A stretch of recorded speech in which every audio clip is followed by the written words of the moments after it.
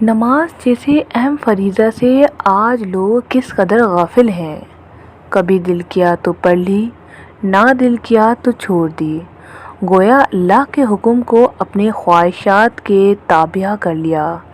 میں اس بیان کو مکمل سنانا چاہوں گی اور اس میں ایک چھوٹی سی ویڈیو کلپ بھی بتانا چاہوں گی۔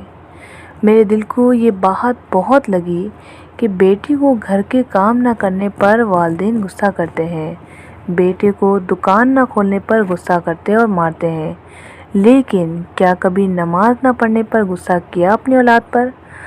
آج جس بے راہ روی کا شکار ہیں ہم، یہ دین سے دوری اور غفلت کی بنا پہ ہی ہے۔ آج اگر ہم اپنی اولاد کو دین کا علم نہیں سکھائیں گے، انہیں قرآن و حدیث سے نہیں جوڑیں گے، تو کل مرنے کے بعد ہماری اولاد ہمارے لیے صدقہ جاریہ کے بجائے باعث گناہ شمار ہوگی۔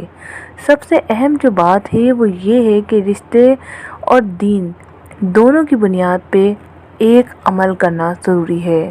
دنیاوی سٹیٹس پہ جو رشتے کیے جاتے ہیں، ان کی اولاد بھی دنیاوی سوچ لے کر آگے بڑھتی ہے۔ نماز کا پابند بنیے اور اپنے گھر والوں کو بھی بنائیے۔ رب تعالی ہم سب کو نماز کی پابندی وقت اور سنت کے مطابق ادا کرنے کی توفیق عطا فرمائے، آمین۔